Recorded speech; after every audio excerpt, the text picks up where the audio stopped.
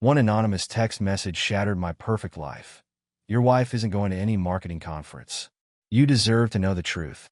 I never imagined that investigating those words would uncover a web of betrayal far darker than a simple affair. What started as a husband's suspicion turned into a high-stakes game of corporate espionage and revenge. They thought they could play me for a fool. Instead, I orchestrated the most spectacular takedown our company had ever seen. But revenge, as they say, is a dish best served to a live audience. I'm Nathan, 34M, and I've been married to Rachel, 32F, for 8 years. We both work at the same tech company in Seattle. I'm a software developer, and she's in marketing. Our life seemed perfect, at least it's what I thought until that Wednesday morning.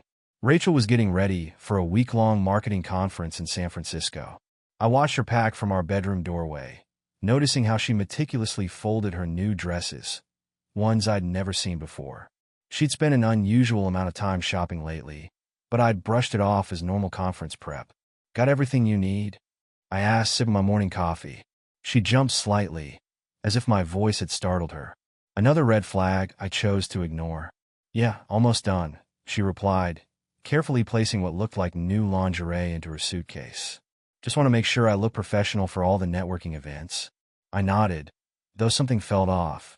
Rachel had attended plenty of conferences before, but she'd never put this much effort into packing. She'd even gotten her hair and nails done the day before, something she usually saved for special occasions. Don't forget to take pictures of the Golden Gate Bridge, I said, trying to keep things light. Maybe we can plan a vacation there sometime. She gave me a tight smile that didn't quite reach her eyes. Sure, honey. That would be nice. As I watched her finish packing, my phone buzzed. Unknown number. I almost ignored it, but something made me check the message.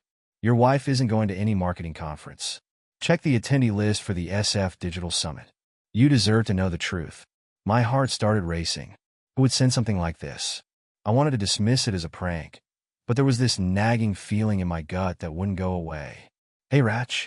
I try to keep my voice casual. Which company is organizing the conference again? She paused for a moment too long. Oh, it's the usual one. Digital Marketing Association. She waved her hand dismissively, not meeting my eyes. I nodded and pretended to check some work emails while I quickly searched for the SF Digital Summit. My hands were shaking as I found their website and clicked on the attendee directory. There it was, or rather, there it wasn't. No Rachel Mitchell listed anywhere. I checked 3 times, my stomach nodding with each search. Just then, another message came through. Check her Instagram DMs. She left her account logged in on the office computer. Look for messages from Brandon Cooper. Brandon Cooper. The name hit me like a punch to the gut. Our new client success manager, who joined the company 3 months ago. The one Rachel had been having a lot of client meetings with lately. I felt sick. This couldn't be happening. But as I sat there, memories started flooding back. The late nights at work, the new clothes, the sudden gym membership, the way she guarded her phone. I needed proof. I needed to know for sure. And if what I suspected was true, I needed a plan. Little did I know, this was just the beginning of what would become the most intense week of my life. I sat there staring at my phone for what felt like hours. My mind was racing with possibilities, none of them good. I needed help, someone with a clear head who could help me think this through. That's when I remembered Jessica. Jessica, 31F, was our IT security specialist and probably the smartest person I knew. We'd become friends over the years, bonding over our shared love of solving complex problems. If anyone could help me navigate this mess, it would be her. I messaged her. Need your help. Can we meet at Joe's Coffee? It's important. Her response came quickly. Be there in 20. The cafe was quiet when Jessica arrived. One look at my face, and she knew something was seriously wrong. I showed her the messages and explained my suspicions. Nathan, she said slowly, there's something you should know. I've seen Brandon and Rachel together at Luna Bar after work hours. I wasn't sure if I should tell you. My hands gripped the coffee cup so hard I thought it might break. When? Twice last week. They look close. I'm so sorry, Nathan. I should have said something sooner. I took a deep breath. I need to know for sure, Jess. Can you help me? She nodded, her expression turning serious. Actually, I can do better than that. Brandon's been using his company laptop to book travel arrangements. As IT security, I have access to all company devices. A few taps on her phone, and her face darkened. Nathan, they're both booked at the Fairmont in San Francisco. Same floor, adjoining rooms. The pieces were falling into place, and each one felt like a knife in my chest. But I wasn't about to let them get away with this. "What's your plan?" Jessica asked, seeing the determination in my eyes. "First, I need to book a flight to San Francisco. Then, I'm going to need your help with something bigger. But it has to stay between us." I explained my idea. Jessica's eyes widened. Then a slow smile spread across her face. "That's brilliant. And you know what? The company's annual virtual conference is streaming this week. We can use that." We spent the next hour planning everything in detail. Jessica would handle the technical aspects, while I'd take care of the confrontation. By the time we finished, I had a first-class ticket to San Francisco and a reservation at the Fairmont, on a different floor from Rachel and Brandon. On my way home, I received another anonymous message. "Good luck.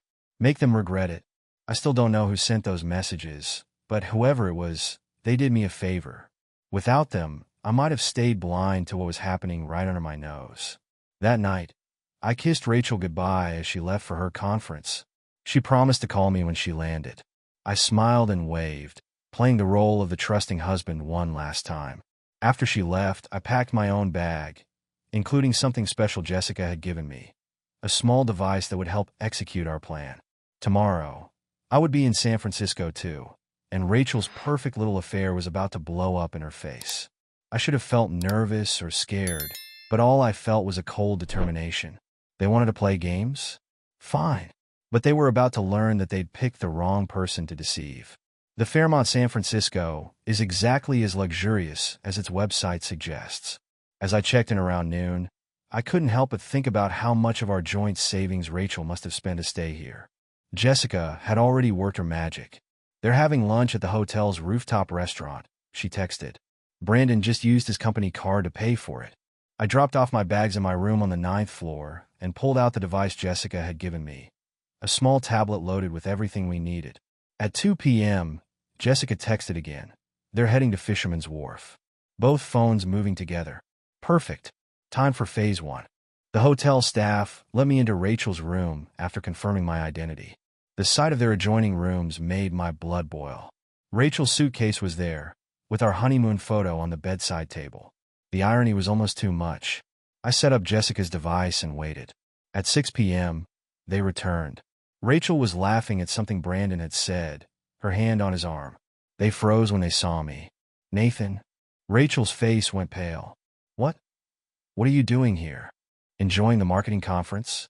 I asked calmly. "Strange. I've been watching our company's virtual conference all day, but I haven't seen either of you present." Brandon stepped forward, trying to look intimidating. "Look, man, this isn't what you think, Dash." "Really?" "Because I think my wife and our client success manager booked adjoining rooms while pretending to be at different events." Rachel started crying. "Nathan, please, I can explain."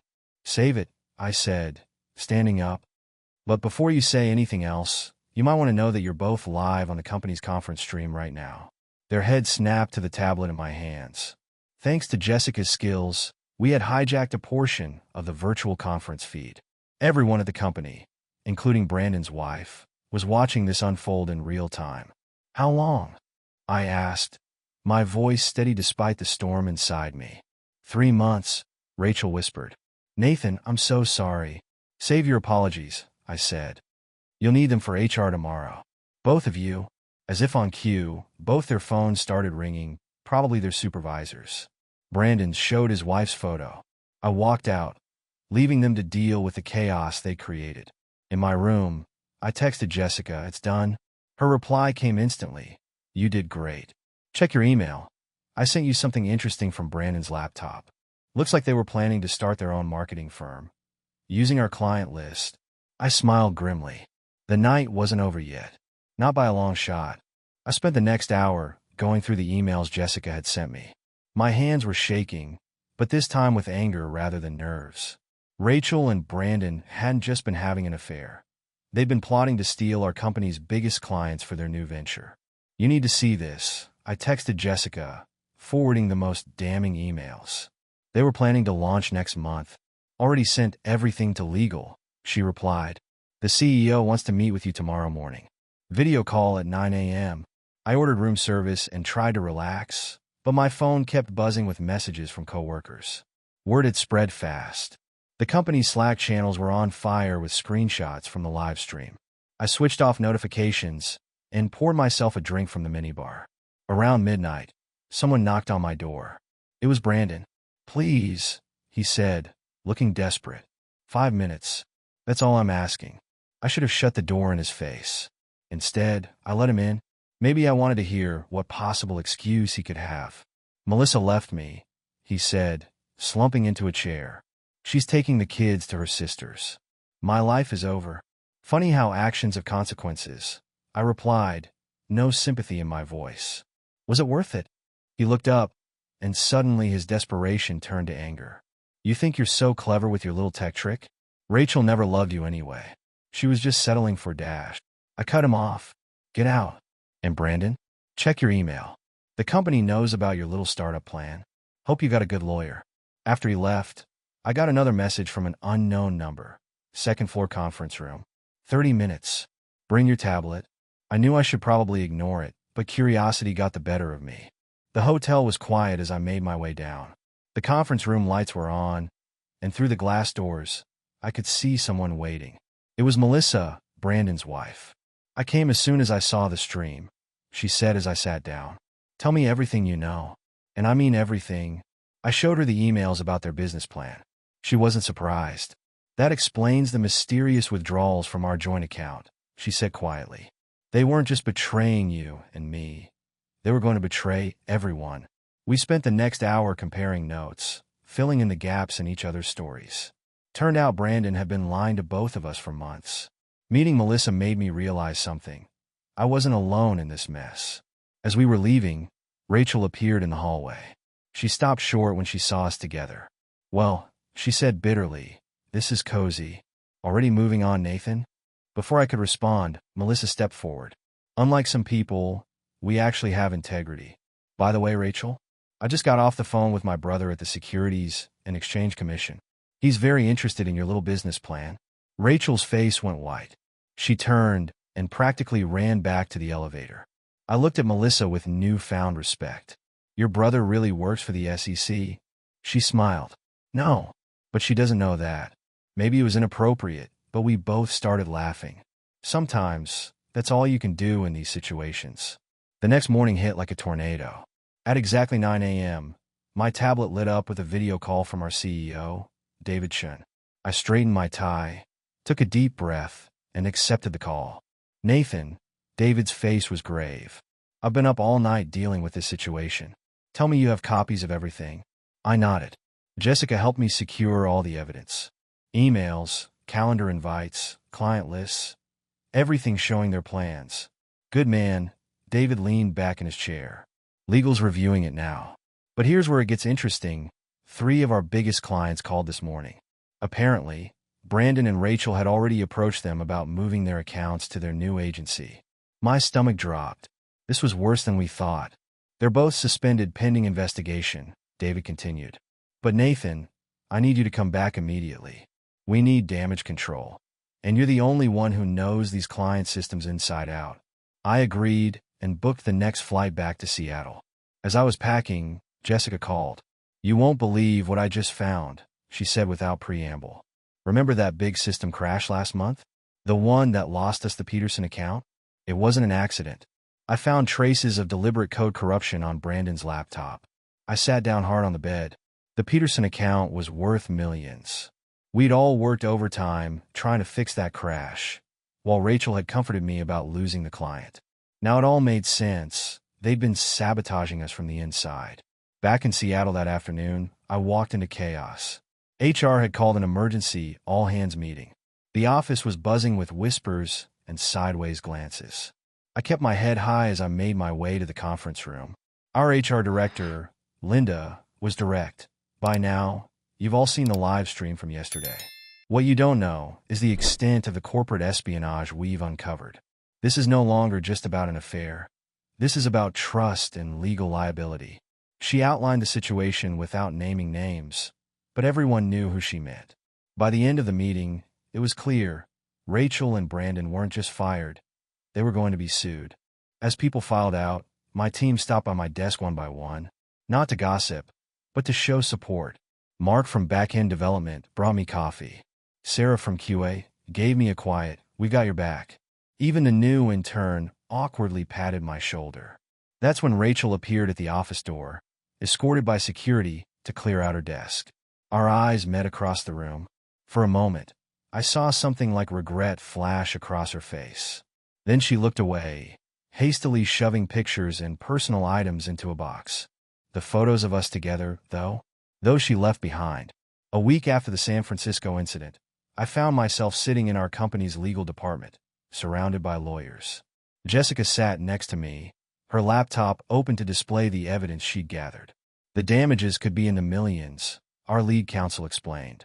The Peterson account alone, not to mention the attempted client poaching. They've both violated their non-compete agreements. I nodded, watching as she flipped through documents. The last week had been a blur of depositions and meetings. Rachel's lawyer had already reached out about a quiet settlement for our divorce. She wanted to avoid more publicity. "One more thing," Jessica spoke up. "I found something interesting in the metadata of those corrupted files. The sabotage wasn't just Brandon. Someone else's credentials were used. Someone with higher access." The lawyer's eyebrows shot up. "Are you saying?" "Rachel's login was used to authorize the changes," Jessica confirmed. "They were working together on everything." Just then, my phone buzzed. It was Melissa. "Coffee?" "I have news." 20 minutes later, I was at our usual coffee shop. Melissa and I had been meeting regularly, supporting each other through this mess. Today, she looked different, almost excited. "Remember my non-existent CC brother?" She grinned. Well, I actually did call the SEC. Turns out, Brandon was doing more than stealing clients. He was trading company stocks based on insider information. I nearly choked on my coffee. "What?" "The SEC is investigating both of them," she continued. "Rachel's name is all over the trading records." Before I could respond, David Chen walked into the coffee shop. Our CEO didn't usually frequent this place. He spotted us and walked over. "Mind if I join you?" he asked. "I think we need to talk about the future of our marketing department." I gestured to the empty chair, curious. David sat down and got straight to the point. "Nathan, I want you to head up our new client retention task force. After what happened, we need someone our clients trust. And Melissa," he turned to her, "we have an opening in our legal compliance team. Jessica tells me you have experience in that area." We looked at each other, surprised. From the ashes of their betrayal, something positive was emerging. "Life's funny sometimes," Melissa said later as we left. "They tried to steal the company's future, and instead, they gave us new opportunities." She was right. In trying to destroy us, Rachel and Brandon had actually brought together an unlikely group of allies. And we were stronger for it. 2 months after the incident, life had taken some unexpected turns.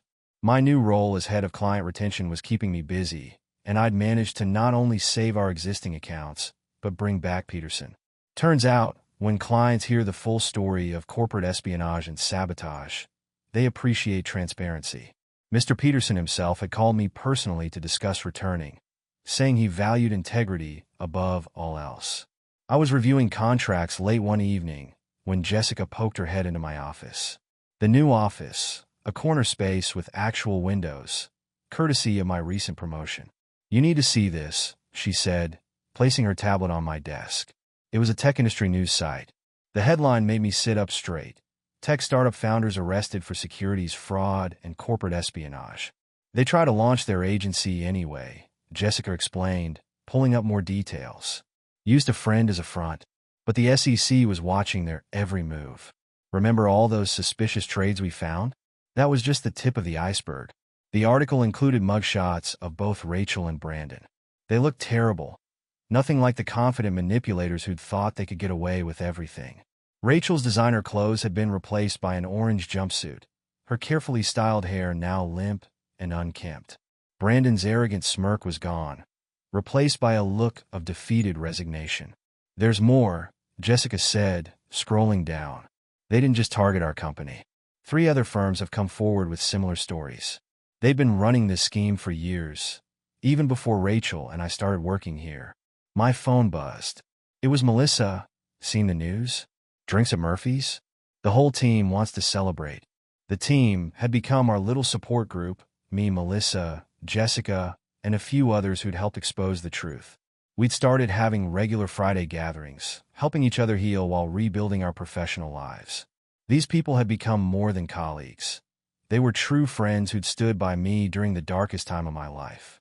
At Murphy's, I looked around at these people who'd become such an important part of my life. Jessica was showing Melissa something on her phone, both of them laughing. Mark from development was arguing playfully with Sarah from QA about coding standards.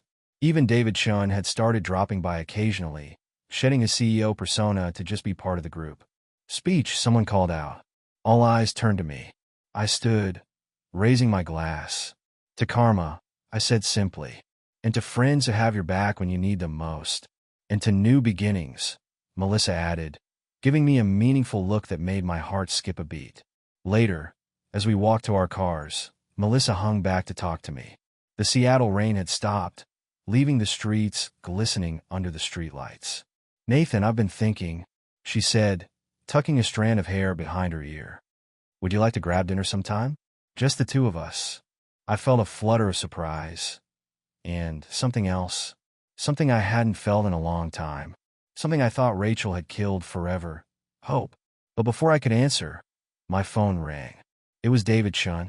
Nathan, check your email now, he said, his voice urgent. You're not going to believe what Rachel just tried to do. I stood there in the rain with Melissa, quickly opening my email. What I saw made my blood run cold. Rachel had somehow managed to send a mass email to all our clients, claiming she was forced into the fraud scheme by me and the company. The email was filled with detailed accusations, painting me as a manipulative mastermind who had orchestrated everything to take control of the client relationships. She's trying to take us all down with her, I said to Melissa, showing her the email. Claims I knew about everything and orchestrated the whole thing to frame her and Brandon. She even attached screenshots of old emails between us, completely out of context. That's insane, Melissa replied, reading quickly. She's facing serious charges. This will only make things worse for her. Look at the timestamps on these emails. They're from before any of this started. My phone rang again, Jessica this time. Don't worry, she said before I could speak. I've got proof she's lying. Remember when I was tracking their activities? I kept everything. Timestamps, access logs, IP addresses. Every time they accessed the system, every file they modified, every client they contacted. There's no way you could have been involved. I took a deep breath, watching the rain create puddles in the parking lot. Send everything to David and legal. I'll be there in 20 minutes. I turned to Melissa, apologetic, but she was already grabbing her keys, her face set with determination. I'm coming with you. You shouldn't deal with this alone. Besides, I have experience with desperate last stands. Brandon tried something similar last week. Back at the office, the crisis team was assembled in the main conference room. David sat at the head of the table, his usual calm demeanor tinged with anger. Jessica had her laptop open, multiple screens showing various logs and timestamps. Our legal team was reviewing documents, and even Mr. Peterson himself had called in via video conference, his distinguished face serious on the large screen. It's a desperate play, our lead lawyer said, reviewing Jessica's evidence. She's trying to create reasonable doubt for her trial. But these logs are bulletproof. Every action is time-stamped and verified. If anything, this just proves further conspiracy on their part. Mr. Peterson spoke up from the screen, his voice firm. Nathan, we've worked together for years. None of our clients believe these accusations. In fact, her email just proves we made the right choice coming back to your team. Trust isn't built on words. It's built on actions, and your actions have consistently shown integrity. As everyone worked to draft responses and contact clients, Melissa pulled me aside into the break room. The city lights twinkled through the windows, creating a strangely peaceful atmosphere amid the chaos. Remember what you were about to say? She asked softly. Before all this happened? I looked at her, this amazing woman who'd been through her own nightmare, but came out stronger, who understood exactly what I'd been through because she'd lived it too. Yes, I said. I was going to say I'd love to have dinner with you. She smiled, and for a moment, all the chaos around us faded away. Tomorrow night? after we finish cleaning up this mess? It's a date, I replied, realizing I was smiling too. For the first time in months, I felt truly hopeful about the future. Jessica cleared her throat behind us, trying to hide a smile. Sorry to interrupt the moment, but you both need to hear this. Rachel just got arrested again. Apparently, sending that email violated her bail conditions. No contact with any company employees or clients. The FBI is involved now. Sometimes karma works fast, and sometimes it brings unexpected gifts along the way. The next evening, I found myself standing in front of my closet, actually nervous about what to wear. After everything that had happened, a first date shouldn't have felt like such a big deal. But it did. I chose a blue button-down shirt that Jessica had once said brought out my eyes. As I adjusted my collar, my phone buzzed with a news alert. Tech industry fraud case. Rachel Mitchell pleads guilty. I quickly scanned the article. Rachel had accepted a plea deal, agreeing to testify against Brandon in exchange for a reduced sentence. The prosecutor's office was confident they had enough evidence to put Brandon away for a long time. Saw the news? Melissa texted. Guess we have one more thing to celebrate tonight. I smiled, grabbing my keys. We'd agreed to meet at Canlis, Seattle's most romantic restaurant. Not subtle, but we were done with subtlety. Melissa was already there when I arrived, wearing a dark green dress that made her eyes sparkle. She stood to greet me, and for a moment, we both hesitated. Was a hug too familiar? A handshake too formal? She solved the dilemma by kissing my cheek. Hi, she said softly. Over dinner, we talked about everything except our exes. She told me about growing up in Portland, her dreams of becoming a writer before law school beckoned. I shared stories about my disaster attempts at learning guitar. You know, she said during dessert, I never thanked you properly. If you hadn't exposed them that day, who knows how long their scheme would have continued. I never thanked you either, I replied. You helped me stay sane through all of this. Made me realize I wasn't alone. As we walked along the waterfront after dinner, Melissa took my hand. It felt natural, right? The Seattle skyline reflected in the water, and a light breeze carried the scent of salt and possibility. I got another call from the prosecutor today, she said. They want us both to testify at Brandon's trial next month. I squeezed her hand. We'll face it together. Looking at her in the moonlight, I realized something. Rachel's betrayal had led me exactly where I needed to be. 1 year later, I sat in the courthouse, watching as Brandon was sentenced to 8 years in federal prison. Rachel had received 3 years as part of her plea deal and was already serving her time. Their startup dreams and schemes had crumbled to dust, taking their freedom with them. Melissa sat beside me, her hand intertwined with mine. After Brandon was led away, we met Jessica outside the courthouse. She'd been the star witness, her meticulous documentation of their crimes proving invaluable to the prosecution. Well, that's finally over, Jessica said, adjusting her glasses. By the way, Nathan, you'll never guess who applied for a job in our marketing department yesterday. I raised an eyebrow. Oh, Rachel's sister, Jessica smirked. I guess she didn't get the memo about family connections. We all laughed, the sound echoing off the courthouse columns. It felt good to be able to laugh about it now. Later that evening, our team gathered at Murphy's to celebrate. The place had become our regular spot, so much so that the owner, Mike, had given us our own corner with a reserved sign. David Chin raised his glass in a toast. To the best team I've ever worked with, he said. Our company's stronger than ever. Last quarter was our best yet, and it's all thanks to the people in this room. He was right. After the scandal, we'd implemented new security protocols designed by Jessica. Melissa had helped develop a comprehensive compliance program, and my client retention strategy had brought in 5 new major accounts. Mark from development clinked his glass against mine. Remember when we thought the Peterson account was gone for good? Now they're bringing us their international division too. As conversations flowed around me, I looked at these people who'd become my family. Sarah from QA was showing everyone pictures of her new puppy. Jessica was explaining something technical to Mike the owner, who looked completely lost but interested anyway. David was trying to convince Melissa to join the company's softball team. Melissa caught my eye and smiled that special smile that still made my heart skip. We'd moved in together 3 months ago, taking things slow but steady. Last week, I'd gone ring shopping with Jessica. My phone buzzed, an email notification. It was from Rachel, sent through the prison email system. Nathan, I heard about your promotion to COO. Congratulations. I know it probably doesn't mean much, but I'm truly sorry for everything. The therapy here is helping me understand how destructive my actions were. I'm not asking for forgiveness. Just wanted you to know that you deserve better. I hope you're happy. Rachel. I showed the email to Melissa. She read it thoughtfully. Are you going to reply? I shook my head. No need. That chapter's closed. Just then, Jessica clinked her glass for attention. Sorry to interrupt, but I have an announcement. I just got approved to start my own cybersecurity division within the company, and I want Nathan and Melissa to be part of the advisory board. As congratulations erupted around us, I pulled Melissa closer. Speaking of announcements, I reached into my pocket, feeling the small velvet box. Want to step outside for a minute? She looked at me, understanding dawning in her eyes.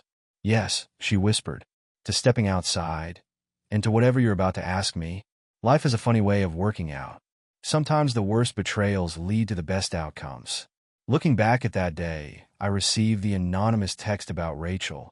I realized it wasn't the end of my story. It was just the beginning. Oh, and we never did figure out who sent those messages. But whoever you are, thank you. You didn't just expose a fraud. You helped me find my way to where I was meant to be. Edit. Wow, this blew up? Thanks for all the awards and support.